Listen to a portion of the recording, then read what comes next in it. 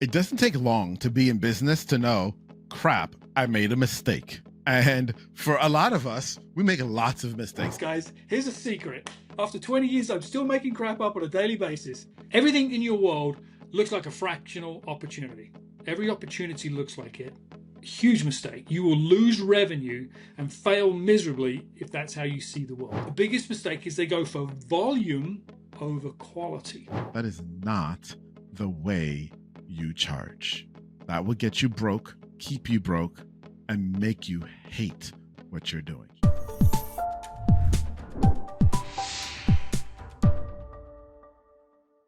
Dean, I know you and I, we've been in business for decades. We've made a crap ton of mistakes by now, right? And we've survived them. But I'm curious, for our newbie fractionals, right? What are the 3 biggest, most detrimental mistakes that you're seeing today that they're making, that it's really because they don't have good guidance around them that's showing them the light of the way they're supposed to go? What are the 3 biggest mistakes?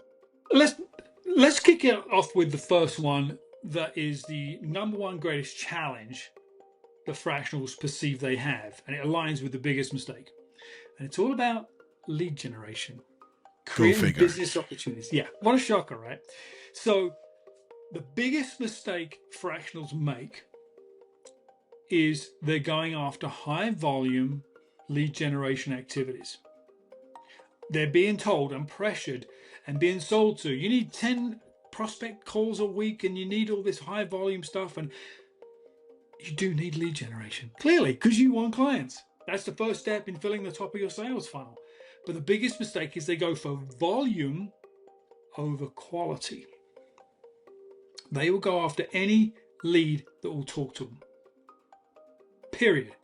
Fit or not, ready to buy or not, budget or not, they will talk to anyone that calls themselves a business owner because they think there's revenue opportunity there. Number one biggest mistake they make. Yeah, acting like Pepe Le Pew.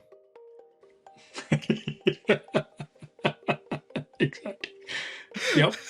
All right, so yes, I just dated myself there. We can leave a description down in the description of what that refers to. Okay, so that's number 1. What's number 2?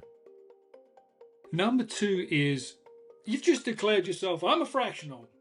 You put fractional on your business card. You put fractional on your email signature. You put fractional on your LinkedIn profile, and you spend weeks working on that website, which you shouldn't do, by the way. So you look out of the world through this lens, through these sunglasses that makes everything look like a fractional executive opportunity. And the truth of the story is, it's not. Most opportunities don't come to you polished up, ready to go as a fractional client. They just don't. And for our audience, we'll come back and we'll talk about what to do about these 3 biggest mistakes as we get through them. But that's the next one. Everything in your world looks like a fractional opportunity. Every opportunity looks like it. Huge mistake. You will lose revenue and fail miserably if that's how you see the world. Wow. Yeah. All right. Number 3. Number 3 is when you get that first shiny new prospect and they say, Atiba, how much is this going to cost? Can you send me a proposal? You're number 1, too quick to send them a proposal. And number 2, you underprice your services. Big mistake.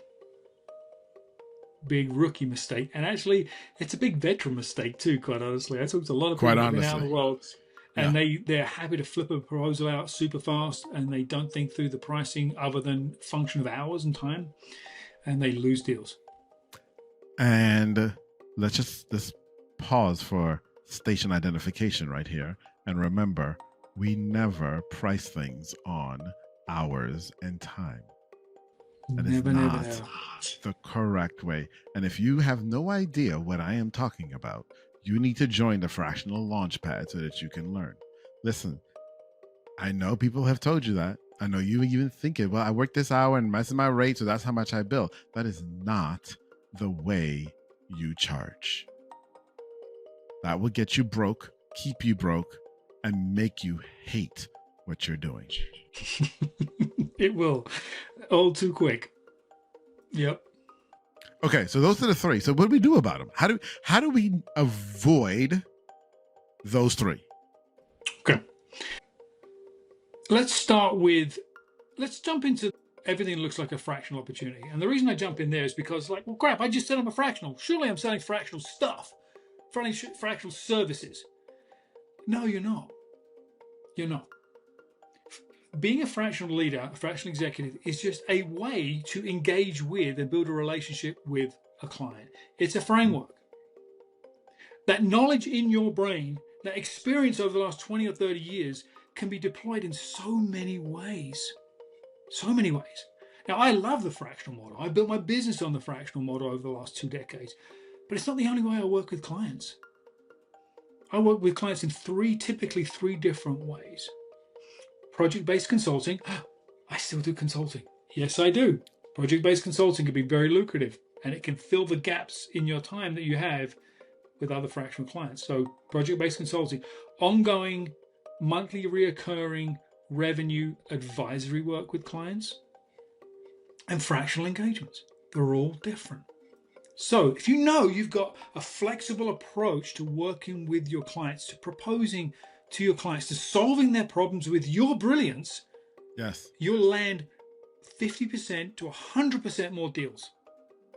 Half of all of my fractional engagements, high ticket, 6-figure fractional engagements, half of them came when I saw the client did need me as a fractional CRO, but they weren't ready for whatever reason.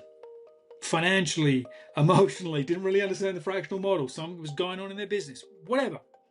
But I knew I could help them. yeah, And so we found a different way to work together. yeah, Project-based, a one-day strategy session, some ongoing advisory work. You get to build a relationship. You get to generate revenue. Remember that first 30 days, no revenue. First 3 months, you should be generating some revenue. First 6 months, you should be well on your way. But if you're only trying to sell fractional, you're going to struggle. You're going to struggle. I've landed clients where they've paid me $20,000, $30,000 in the first 60 days, and I'm not a fractional. I'm doing advisory work or consulting work. But it naturally transitions to a long-term yes, relationship. So that's one of the easiest ways to overcome one of those big mistakes, is just to know that you can be flexible. Nobody wrote the rule book for you yet. You get to write your own rules. Exactly. It's your business. I don't care. Make it up. We all make it up on a daily basis, guys. Here's a secret. After 20 years, I'm still making crap up on a daily basis. Because moment by moment, baby. That's what it's about. So find a way to connect with the client, meet them closer to where they're at, and find a way to help them and get paid to do so. Yes. So there you go. There's a mindset and a philosophy around all of that, and a structure, obviously, too, in the Launchpad. But don't think that's the only thing you have to sell when you hang your fractional shingle, because you can engage in a lot of different ways. That's powerful. That's absolutely powerful. So that next mistake we talked about is being too quick to flip a proposal when you're asked for it, and undervalue and getting your pricing wrong. Let's talk about that one. Generally speaking, 99% of fractionals, including sales leaders that came out of corporate leading large sales teams, get this irresistible urge to say yes when somebody says, "Can you send me a proposal?" after that first 30 or 60-minute call. I'm telling you now, you don't know enough to do it justice. You don't. I don't care if you're the best salesperson in the world and you've done all these classes on discovery. No, you don't know enough. Because here's what you don't know. You may know the business problem, but do you know the person? Do you know the business? Do you know, is this the kind of organization I want to get literally in bed with for the next 3 months, 9 months? I've got fractional clients I've been working with for 4 years. Do I want to marry this person? Because that's what you're doing. You're doing that. You don't know enough. You don't know enough. So resist the urge to flip a proposal after the first meeting. I would also say, once you get to the point in the sales process, I have a whole fractional sales framework that I train around. There is a time and a place to develop a proposal. There is a time and a place to develop a number. your proposal quote, your actual estimate of what it's going to take.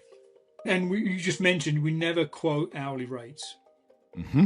100% right. There's a lot of reasons for that, but one of them immediately categorizes you as a commoditized vendor. I don't want to be commoditized and I don't want to be a vendor. I want to be a partner with this organization.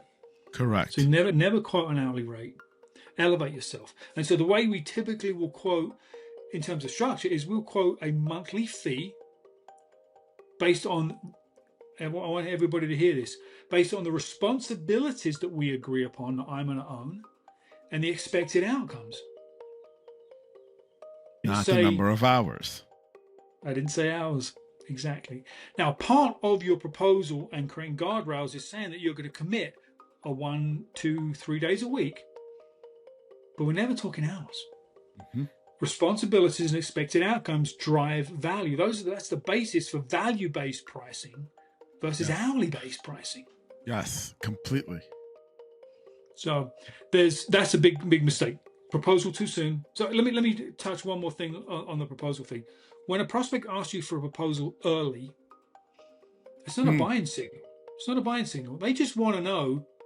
They're just trying to eliminate. Yeah. How are you going to solve my problem? So they're pimping you for free information, quite honestly. So that's your scope, and they're curious about your cost. Once you give them your scope and your price, they are done with you. You've got no leverage. Zero. No leverage. You're Dunsky. You are Dunsky. Which is where ghosting comes from. Yes. And then it's like, follow up? Do I not follow up? Do I push? Do I want to feel salesy? You just put yourself in a really difficult situation. So I'm not saying withhold the information. I'm saying pass it out when the time is right. Yes. And that very often comes when there is understanding of mutuality between the two of you. Yeah. When exactly. They know they love you and you know you love them, the information can flow. Yeah, and there's already agreement on how we're going to work together and what my responsibilities are and their expected outcomes and time frame. It naturally flows. It's a real great way to put it. So I always insert a meeting between discovery intro and discovery meetings, plural. Yeah. And the proposal presentation meeting, you never send a proposal, period. There's a meeting in between that I call the suggested approach call. And that's where we sit down and we discuss exactly that. As the expert that you are interested in hiring, here's how I suggest we work together. Here's the approach I think we should take. Until you get alignment around that, price is irrelevant because you don't know what you're doing. Mm-hmm. So there's ways to be of value, to share wisdom, to build credibility, to move towards proposal. But it's not after that first 30-minute get to know you meeting and they say, can you send me a proposal? No, dude. I don't have a price list. I'm not McDonald's. You can't just pick off the menu and say, I want one of those. Yeah. We're not there. So Absolutely. That's the second biggest mistake. That's the second biggest mistake.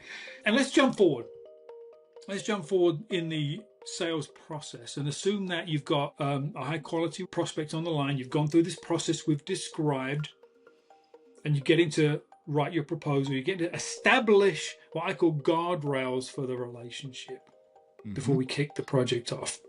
Folks that are new to the business will often estimate a certain amount of time commitment and roles and responsibilities. And within days, the client starts to love you, rely on you, and scope creeps. Scope creeps. And then 30, 60 days in, you feel resentful to the client because I only thought it was going to be a day a week and they're paying me this and I'm doing 2.5, 3 days and they're calling me at 9 p.m. and I'm not getting paid. It's a dysfunctional relationship because you didn't establish guardrails. So that's part of your proposal process is the expectations on both sides. Guardrails can be in terms of communication. Are you willing to respond to that text on a Sunday afternoon when you're hanging out with your kids? Are you okay with that? Exactly. And if you are, great. But if you're not, they need to know. Are you expected to have Slack on your phone so that your prospect can get a hold of you anytime, 24/7? Right. Are you okay with that? That's just the communication element of the proposal. But the time commitment and all that, that's all about guardrails. The other thing I would say is in the proposal and in your communication with your new client is you let them know that you're going to do monthly check-ins, not on the business, not on the things that you're doing, but the relationship, how things are going, right? And if the scope has grown, you've already opened the door to having a conversation about changing your price Exactly. or winding back some of your responsibilities. But you do that monthly for the first 90 days, and then you do it every 90 days forever. Yeah. So it never gets out of control. So those are the three big things and some tips and tricks on how to avoid falling into those potholes. It's awesome. It's awesome. You know, and it's important that we hear these things because it's easy to think that we know what we're doing when we're jumping out there into new engagements. But it's important to hear these things. And so, Dean, thank you. Thank you for bringing those three biggest mistakes that new fractionals, heck, and even old fractionals are making on a consistent basis and really illuminating not just what they are, but how to solve them. And listen, if you need more support on this, go to thefractionallaunchpad.com, okay? Because that's where you belong. It's a community of people just like you helping each other not fall into those mistakes, into those potholes. And that's why we do this show as well. It is, exactly. That's why we do this show. And so, as always, he's Dean. I'm Atiba. We're the Fractional Pros. We'll see you next time. See you next time, guys. Bye.